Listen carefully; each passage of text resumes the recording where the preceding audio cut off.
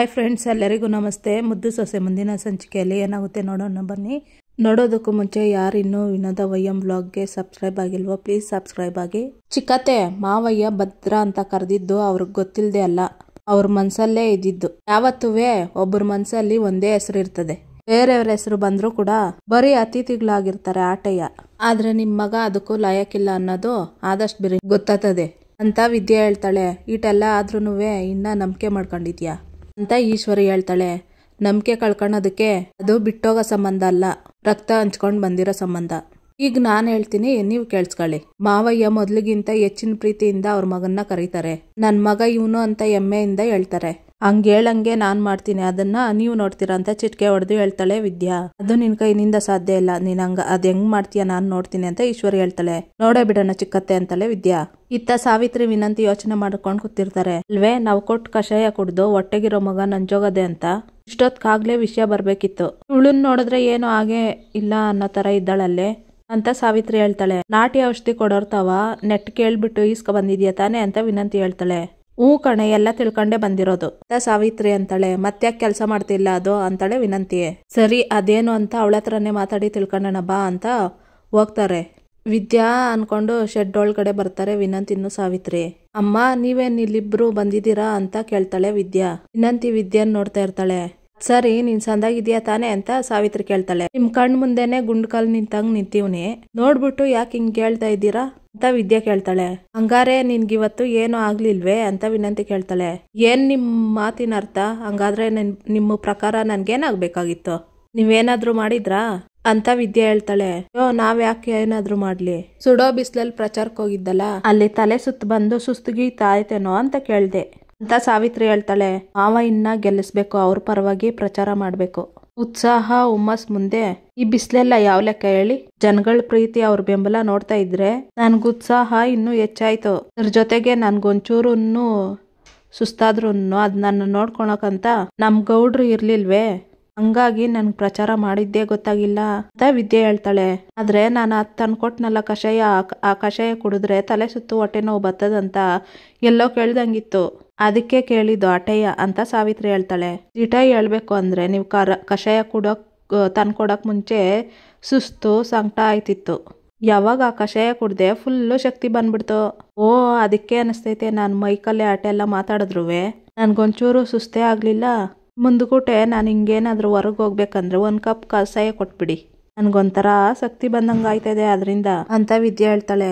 ಸರಿ ಕಣವ್ವ ಕೊಡ್ತೀನಿ ಅಂತ ಸಾವಿತ್ರಿ ಹೇಳ್ತಾಳೆ. ಬೇರೆ ಏನಾದ್ರೂ ಹೇಳೋದಿತ್ತೆ ಅಂತ ವಿದ್ಯೆ ಕೇಳ್ತಾಳೆ. ಏನು ಇಲ್ಲ ಅಂತ ಸಾವಿತ್ರಿ ವಿನಂತಿ ಈಚೆ ಬಂದು, ಏನವ್ವ ನೀನು ಆ ಮಗ ಸಾಯ್ಲಿ ಅಂತ ಔಷಧಿ ತಂದ್ ಮಡಗಿದ್ದೋ, ಇಲ್ಲಾಂದ್ರೆ ಚೆನ್ನಾಗಿ ಬೆಳವಣಿಗೆ ಆಗ್ಲಿ ಅಂತ ತಂದ್ ಮಡಗಿದ್ದೋ ಅಂತ ವಿನಂತಿ ಹೇಳ್ತಾಳೆ. ನೀನು ಸರಿಯಾಗಿ ಬೆರ್ಸಿಲ್ಲ ಅನ್ಸುತ್ತೆ ಕಣೆ ಅಂತ ಸಾವಿತ್ರಿ ಹೇಳ್ತಾಳೆ. ಸಾವಿತ್ರಿ ನೀನ್ ಯಾವ ಔಷಧಿ ತಂದು ಕೊಟ್ಟಿದ್ದೋ ಅದನ್ನೇ ಸರಿಯಾಗಿ ಬೆರೆಸ್ಕೊಟ್ಟಿದ್ದೀನಿ, ಅದ್ ಯಾಕೆ ಅಂತ ತಂದಿರೋಳು ನೀನ್ ಹೇಳ್ಬೇಕು ಅಂತ ವಿನಂತಿ ಹೇಳ್ತಾಳೆ. ಆಯ್ತ್ ಕಣೆ ಕೋಪ ಮಾಡ್ಕೋಬೇಡ, ನಾನೆಲ್ಲ ಹೇಳ್ಬಿಟ್ಟೆ ತಂದಿದ್ದು, ಆದ್ರೂ ಇದು ಕೆಲಸ ಮಾಡ್ತಿಲ್ಲ ಅಂತಂದ್ರೆ ಅಂತ ಸಾವಿತ್ರಿ ಹೇಳ್ತಾಳೆ. ನಿಂದ ಕೋಪ ಮಾಡ್ಕೊಂಡು ವಿನಂತಿ ಹೊರಟೋಗ್ತಾಳೆ. ವಿನಂತಿ ಅಂತ ಸಾವಿತ್ರಿನೂ ಹೊರಟೋಗ್ತಾಳೆ. ವಿದ್ಯಾ ಹೊರಗಡೆ ಬಂದು ಏನೋ ಗುಸುಗುಸು ಮಾತಾಡ್ತಾ ಇದ್ರಲ್ಲ, ನನ್ ಬಗ್ಗೆ ಏನಾದ್ರು ಮಾತಾಡ್ತಿದ್ರಾ? ಅಲ್ಲ ಅವರೇ ಬಂದ್ರು, ಅವರೇ ಗೊಂದಲಕ್ಕೆ ಒಳಗಾದ್ರು, ಅವರೇ ಹೋದ್ರು, ಏನು ಅಂತ ಗೊತ್ತಾಗ್ಲಿಲ್ವಲ್ಲ ಅಂತ ವಿದ್ಯಾ ಅನ್ಕೊಂತಾಳೆ. ಭದ್ರ ಅವ್ರಪ್ಪ ಕರೆದಿದ್ದನ್ನ ಮತ್ತೆ ಏನೋ ತಪ್ಪಾಗಿ ಹೆಸರು ಕರೆದ್ಬಿಟ್ಟೆ ಅನ್ನೋದನ್ನ ನೆನ್ಪು ಮಾಡ್ಕೊಂತ ಇರ್ತಾನೆ. ಬೇಜಾರು ಮಾಡ್ಕೊಂತಿರ್ತಾನೆ ಭದ್ರ. ಅಣ್ಣ ತಮ್ಮ ಅದು ಬಾಯಿ ತಪ್ಪಿ ಬಂದಿರೋದಲ್ಲ, ಮನ್ಸಲ್ಲಿರೋ ಮಾತು ಬಂದಿರೋದು.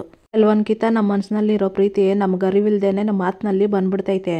ಕೆಲವೊಂದ್ಕಿತ ಈ ಬುದ್ಧಿ ಅನ್ನೋದದೆ ನೋಡು, ನಮ್ಗಿನ್ನೂ ಕೋಪ ಕಮ್ಮಿ ಆಗಿಲ್ಲ ಅಂತ ಗೆಪ್ತಿ ಮಾಡಿ ಹಿಂಗ ಮಾತನ್ನ ತಡೆದ್ಬಿಡ್ತದೆ ಅಂತ ಕೋಟ್ಲೆ ಹೇಳ್ತಾನೆ. ಏನೋ ಗೊತ್ತಿಲ್ದಂಗೆ ತಪ್ಪು ಮಾಡ್ಬಿಟ್ಟೆ, ಅದಕ್ಕೋಸ್ಕರ ಏಟ್ಕಿತ ತಪ್ಪಾಯ್ತು ಅಂತ ಕೇಳಿದ್ರುವೆ ಅವ್ರ ಮನ್ಸೇ ಕರಗ್ತಾ ಇಲ್ಲ ಅಂತಂದ್ರೆ ಏನ್ಲ ಕೋಟ್ಲೆ ಅಂತ ಭದ್ರ ಹೇಳ್ತಾನೆ. ನೋಡು ಅಣ್ತಮ್ಮ, ನಿನ್ ಮುಖನೇ ನೋಡಕ್ಕಿಲ್ಲ ಅಂದ ಮಾವಯ್ಯ. ಇವತ್ ನಿನ್ನ ಹೆಸರು ಕರ್ದವ್ರಂದ್ರೆ ಅವರು ಅವ್ರ ಮನ್ಸಿನಲ್ಲಿ ನಿನ್ನ ಕ್ಷಮಿಸವ್ರೆ ಅಂತ, ಆದ್ರೆ ಅದನ್ನ ಬಾಯ್ ಬಿಟ್ಟು ಹೇಳ್ತಾ ಇಲ್ಲ. ನೋಡ್ತಾ ಇರೋ ಈಗಿತ ಎಲೆಕ್ಷನ್ ಮುಗಿಯೋದ್ರೊಳಗಡೆ ಭದ್ರ ನನ್ ಮಗ ಅಂತ ಮಾವಯ್ಯ ಎದೆ ತಟ್ಕೊಂಡು ಹೇಳ್ತಾರೆ ಅಂತ ಕ್ವಾಟ್ಲೆ ಹೇಳ್ತಾನೆ. ಅಪ್ಪಯ್ಯ ಹಂಗ ಹೇಳಿದ್ ಮರುಕ್ಷಣನೇ ಸಾವೇ ಬಂದ್ರು ನಾನೇನ್ ಚಿಂತೆ ಮಾಡಕ್ಕಿಲ್ಲ ಕಣ್ಲಾ ಅಂತ ಭದ್ರ ಹೇಳ್ತಾನೆ. ಅಯ್ಯೋ ಬಿಡ್ತು ಅನ್ನೋ ಅಣ್ತಮ್ಮ, ಹಿಂಗೆಲ್ಲ ಯೋಚನೆ ಮಾಡ್ಲೇಬೇಡ, ಈಗ ಹೇಳ್ತೀನಿ ಕೇಳಿಸ್ಕೊ, ಆದಷ್ಟು ಬಿರಿನೇ ಮಾವಯ್ಯ ನಿನ್ನ ಕ್ಷಮಿಸ್ತಾರೆ, ನೋಡ್ತಾ ಇರೋ ಅಂತ ಕೋಟ್ಲೆ ಹೇಳ್ತಾನೆ. ಆ ಕ್ಷಣಕ್ಕೋಸ್ಕರ ಜೀವ ಹಿಡ್ಕೊಂಡು ಕಾಯ್ತಾ ಇದ್ದೀನಿ ಕಣ್ಲಾ.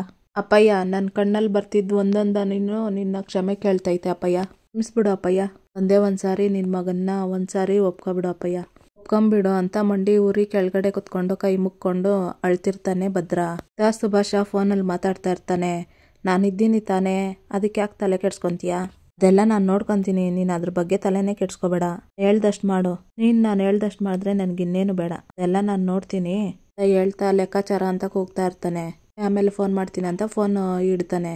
ಗೌಡ್ರೆ ಅಂತ ಬರ್ತಾನೆ ಲೆಕ್ಕಾಚಾರ. ನಾವು ಹೊಂಟ್ಬಿಟ್ಟೆ ಅಂತ ಸುಭಾಷ ಹೇಳ್ತಾನೆ. ಕೆಲಸ ಮುಗೀತು, ಅಟ್ಟಿಗೆ ಹೊಂಟಿದ್ದೀನಿ ಅಂತಾನೆ ಲೆಕ್ಕಾಚಾರ. ಅದೃಷ್ಟವಂತ ಬಿಡಪ್ಪ.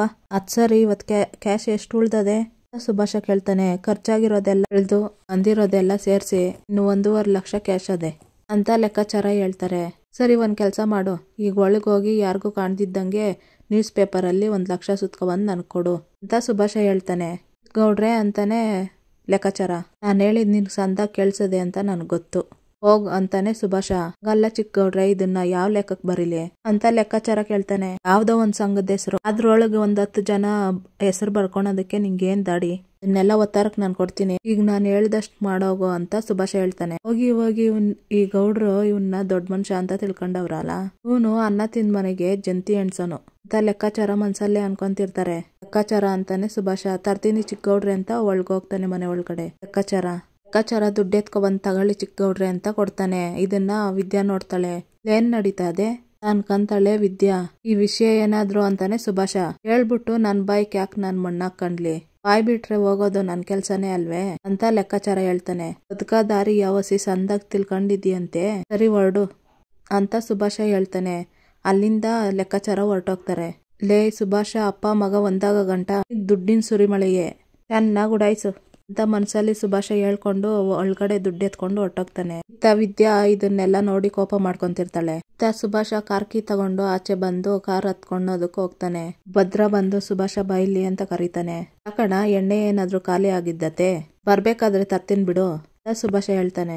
ಮೊದ್ಲು ಅಪ್ಪಯ್ಯ ಹೇಳಿದ ಕೆಲ್ಸನ ನೆಟ್ಟಿಗೆ ಮಾಡು, ಅದನ್ ಬಿಟ್ಟು ಬ್ಯಾಡ್ದೇ ಇರೋ ವಿಷಯಕ್ಕೆ ತಲೆ ಹಾಕಕ್ ಹೋಗ್ಬೇಡ ಅಂತ ಭದ್ರ ಹೇಳ್ತಾನೆ. ಹಂಗಲ್ಲಣ, ನೀನ್ ಕರ್ದಲ್ಲ ಅದಕ್ಕೆ ಅಂತ ಸುಭಾಷ ಹೇಳ್ತಾನೆ.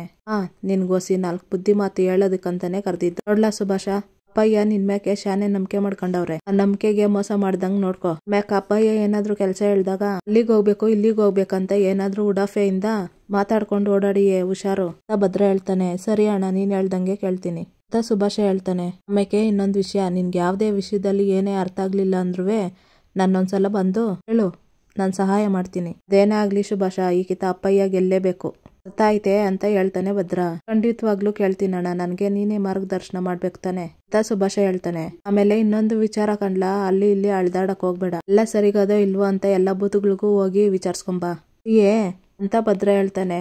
ಸರಿ ಅಣ್ಣ, ನಂಗೆ ಗೊತ್ತಾಯ್ತು, ಹೋಗ್ಬಿಟ್ಟು ಓದ್ತೀನಿ ಅಂತ ಹೇಳ್ತಾನೆ ಸುಭಾಷ. ಸರಿ ಹೋಗ್ಬಿಟ್ ಬಾ ಅಂತ ಹೇಳಿ ಒಳಗಡೆ ಹೋಗ್ತಾನೆ ಭದ್ರ. ಇವ್ರಿಬ್ರು ಮಾತಾಡೋದನ್ನ ನೋಡ್ತಾ ನಿಂತಿರ್ತಾಳೆ ವಿದ್ಯಾ. ಇವನು ಜಾಗಕ್ಕೆ ನಾನ್ ಬಂದ್ಬಿಟ್ಟಿದೀನಿ ಅಂತ ಹೊಟ್ಟೆವರಿಗೆ ನನ್ಗೆ ಬುದ್ಧಿ ಹೇಳಕ್ ಬಂದವ್ನೆ. ನೋಡ್ತಾ ಇರೋ, ಇನ್ಮ್ಯಾಕೆ ಅಟ್ಟಿಲಿ ಒಂದ್ ಮೂಲೆಯಲ್ಲಿ ಬಿದ್ದಿರ್ಬೇಕು ನೀನು, ಹಂಗ್ ಮಾಡ್ತೀನಿ ಅಂತ ಮನಸ್ನಲ್ಲಿ ಅನ್ಕೊಂಡು ಕಾರ್ ತಗೊಂಡು ಹೊರಟೋಗ್ತಾನೆ ಸುಭಾಷ. ಇದನ್ನೆಲ್ಲ ನೋಡ್ಕೊಂಡು ನಿಂತಿರ್ತಾಳೆ ವಿದ್ಯಾ. ಅಲ್ಲಿಗೆ ಕೋಟ್ಲೆ ಬರ್ತಾನೆ. ಅದ್ಕೆಮ್ಮ ಯಾಕೆ ಹಿಂಗ್ ಕೋಪ ಮಾಡ್ಕೊಂಡ್ ನಿಂತಿದ್ದೀರಾ ಅಂತ ಕೋಟ್ಲೆ ಕೇಳ್ತಾನೆ. ಅಣ್ಣಯ್ಯ, ಇವನು ಅದ್ಮೀರಿ ಆಡ್ತಿದ್ದಾನೆ, ನಮ್ ಗೌಡ್ರು ತವ ಮಾತಾಡಿದ್ದು ಒಂಚೂರು ಕೂಡ ಇಷ್ಟ ಆಗ್ಲಿಲ್ಲ ನಂಗೆ ಅಂತ ವಿದ್ಯಾ ಹೇಳ್ತಾಳೆ. ಅದ್ಗೆಮ್ಮ, ನಾಯಿಗೂ ಒಂದ್ ಕಾಲ ಬರ್ತದೆ ಅಂತ ಕೇಳಿದ್ದಿರಲ್ವೇ, ಈಗ ಆ ಕಾಲ ಅವನಿಗೆ ಬಂದದೆ, ಅದಕ್ಕೆ ತಲೆಲ್ಲೇ ಮೆರಿತವನೆ ಅಂತ ಕೋಟ್ಲೆ ಹೇಳ್ತಾನೆ. ಮೆರೆಯಕ್ ಬಿಟ್ಬಿಟ್ರೆ ಈ ಮನೆ ಮರ್ಯಾದಿ ಮಾನನೆಲ್ಲ 3 ಕಾಸಿಗೆ ಹರಾಜ್ ಹಾಕ್ಬಿಡ್ತಾನೆ ಅಂತ ವಿದ್ಯೆ ಹೇಳ್ತಾಳೆ. ಹೌದು ಅದ್ಕೆಮ್ಮ ಅಂತ ಕೋಟ್ಲೆ ಹೇಳ್ತಾನೆ. ಕೈ ಮೀರಿ ಹೋಗೋದ್ರಕ್ಕಿಂತ ಮುಂಚೆ ಇವನೇನು ಅನ್ನೋದು ಎಲ್ರಿಗೂ ತೋರಿಸ್ತೀನಿ ಅಂತಾಳೆ ವಿದ್ಯಾ. ಇತ್ತ ಸುಭಾಷ ಅವನ್ ಅವ್ವರ್ಗೆ ಗಿಫ್ಟ್ ತಗೊಬಂದು ಕೊಡ್ತಾನೆ. ಅದನ್ನ ಇಸ್ಕೊಂಡು ಥ್ಯಾಂಕ್ಸ್ ಅಂತಾಳೆ ಅವಳು. ತೆಗೆದ್ ನೋಡು ಅಂತಾನೆ ಸುಭಾಷ. ಅವಳು ತೆಗೆದ್ ನೋಡ್ತಾಳೆ. ಇಷ್ಟ ಆಯ್ತು ತಾನೆ ಅಂತ ಕೇಳ್ತಾನೆ. ನೀವು ಪ್ರೀತಿಯಿಂದ ತಂದ್ಮೇಲೆ ಇಷ್ಟ ಆಗದೆ ಇರುತ್ತಾ ಅಂತಾಳೆ. ಇಷ್ಟಪಟ್ಟವ್ರಿಗೆ ಇಷ್ಟಪಟ್ಟವರು ತಗೊಬಂದು ಕೊಟ್ಟಾಗ ಇಷ್ಟ ಆಗ್ಬಿಡ್ತು ಅಂತ ಹೇಳ್ಬಿಟ್ರೆ ಎಷ್ಟು ಖುಷಿ ಆಗ್ತೈತೆ ಅಲ್ವೇ ನಂದಿನಿ ಅಂತಾನೆ ಸುಭಾಷ. ಹೌದು ಅಂತಾಳೆ ನಂದಿನಿ. ಇಷ್ಟಪಟ್ರು ಏನ್ ಬಂತು ನಂದಿನಿ, ಬರೀ ಹೊರಗ್ ಸಿಗೋದು, 4 ಮಾತು ಮಾತಾಡೋದು, ಬರೀ ಇದೇ ಆಗೋಯ್ತು ಅಂತ ಸುಭಾಷ ಹೇಳ್ತಾನೆ. ಏನ್ ಮಾಡೋದು, ಇದ್ ಬಿಟ್ರೆ ಬೇರೆ ಆಪ್ಷನ್ನೇ ಇಲ್ಲಲ್ವಾ ಅಂತಾಳೆ ನಂದಿನಿ. ಮನ್ಸ್ ಮಾಡಿದ್ರೆ ಎಲ್ಲಾನು ಅದೇ, ನೀನು ಅಂದ್ರೆ ಎಲ್ಲಾನ 2 ದಿನ ಹೋಗಿ ಸುತ್ತಾಡ್ಕೊಂಡು ಬರ್ಬೋದಪ್ಪ ಅಂತಾನೆ ಸುಭಾಷ. ಅಯ್ಯೋ, ಆಗ ಬರ್ಬೇಕಂದ್ರೆ ಮನೇಲಿ ಹೇಳ್ಬಿಟ್ಟು ಬರ್ಬೇಕಾಗುತ್ತೆ, ನೀವು ಬೇರೆ ಎಲ್ಲ ಕ್ಲಿಯರ್ ಆಗೋವರೆಗೂ ಮನೇಲಿ ಪ್ರಸ್ತಾಪ ಮಾಡಬಾರ್ದು ಅಂತ ಹೇಳಿದೀರಾ ಅಂತ ನಂದಿನಿ ಹೇಳ್ತಾಳೆ. ಹೌದೇ, ಹಾಗಾದ್ರೆ ಎಲ್ಲಾದ್ರೂ ರೂಮ್ ಹಾಕ್ಬಿಟ್ರೆ ಆಯ್ತು ಅಲ್ಲೇ ಆರಾಮಾಗಿ ಮಾತಾಡ್ಬೋದಲ್ವೇ ಅಂತ ಸುಭಾಷ ಅಂತಾನೆ. ಸುಭಾಷ್ ಏನ್ ಮಾತಾಡ್ತಾ ಇದ್ದೀರಾ, ನಾನು ಆ ಥರದ್ದು ಹುಡುಗಿ ಅಲ್ಲ ಅಂತ ನಂದಿನಿ ಹೇಳ್ತಾಳೆ.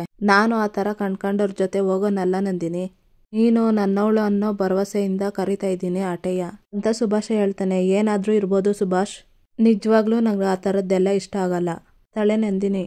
ಹಂಗಾರೆ ನನ್ನ ಮೇಲೆ ನಿನ್ಗೆ ನಂಬಿಕೆ ಇಲ್ವಲ್ಲ ನಂದಿನಿ ಅಂತ ಸುಭಾಷ ಹೇಳ್ತಾನೆ. ನಂಬಿಕೆ ವಿಷಯ ಅಲ್ಲ ಸುಭಾಷ್, ಮದ್ವೆ ಆಗೋವರೆಗೂ ಇದೆಲ್ಲ ಸರಿ ಇರಲ್ಲ ಅಂತ ನಂದಿನಿ ಹೇಳ್ತಾಳೆ. ಇವತ್ಗೂ ಅವಳನ್ನ ಎರಳು ಸೋಕ್ದಿದ್ದಂಗೆ ನಾನು ಜೀವನ ಮಾಡ್ತಾ ಇದ್ದೀನಿ ಗೊತ್ತಾ ನಂದಿನಿ. ಯಾಕೆ ಹೇಳು, ನಿನ್ ಮೇಲೆ ನನ್ಗಿರೋ ಪ್ರೀತಿಯಿಂದ ನಂದಿನಿ ಅಂತ ಸುಭಾಷ ಹೇಳ್ತಾನೆ. ನಾನು ಇಲ್ಲ ಅಂತ ಹೇಳ್ತಾ ಇಲ್ಲ ಸುಭಾಷ್, ಆದ್ರೆ ಮೊದಲು ನಿಮ್ಮ ಸಮಸ್ಯೆಗಳಿಂದ ನೀವು ದೂರ ಆಗಿ ನನ್ನ ಮದ್ವೆ ಮಾಡ್ಕೊಳ್ಳಿ, ಆಮೇಲೆ ನೀವು ಎಲ್ಲಿಗೆ ಬೇಕಾದ್ರೂ ಕರೀರಿ, ನಾನು ಬರ್ತೀನಿ ಅಂತಾಳೆ ನಂದಿನಿ. ಇದ್ರಲ್ಲೇ ನಿನ್ಗೆ ನನ್ನ ಮೇಲೆ ಒಂಚೂರು ನಂಬಿಕೆ ಇಲ್ಲ ಅಂತ ಅರ್ಥ ಆಯ್ತು ನನಗೆ.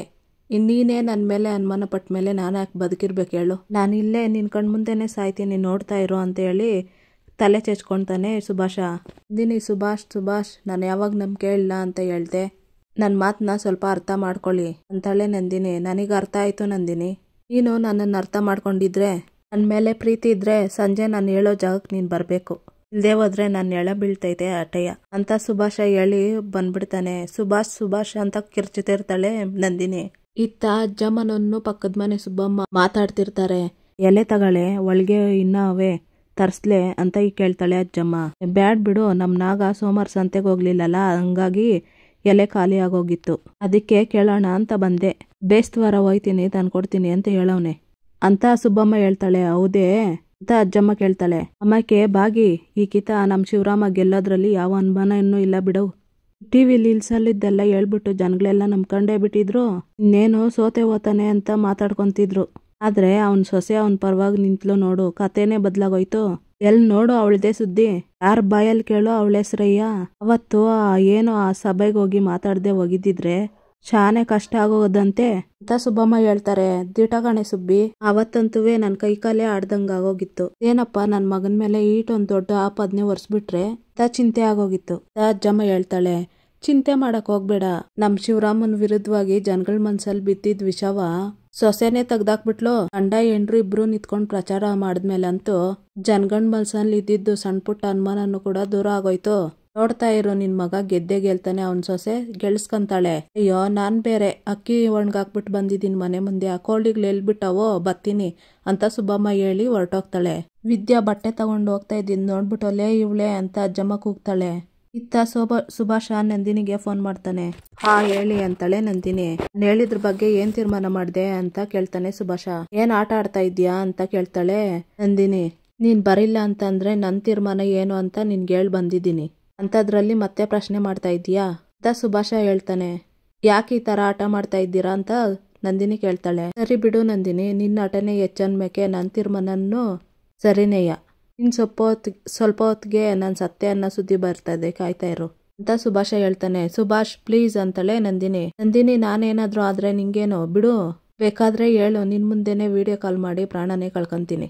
ನಾನು ಈಟ್ ಹೇಳಿದ್ರು ನಿನ್ನ ನಿರ್ಧಾರ ಬದಲಾಗ್ಲಿಲ್ಲ ಅಂದ್ರೆ ನಾನು ಸಾಯ್ಲೇಬೇಕು, ಸಾಯ್ತೀನಿ, ಗುಡ್ ಬೈ ಅಂತಾನೆ ಸುಭಾಷ್ ಒಂದ್ ನಿಮಿಷ, ಇವಾಗೇನೋ ನಮ್ ಬರ್ಬೇಕು ತಾನೆ, ಎಲ್ಲಿಗೆ ಬರ್ಬೇಕು ಹೇಳಿ ಅಂತ ನಂದಿನಿ ಕೇಳ್ತಾಳೆ.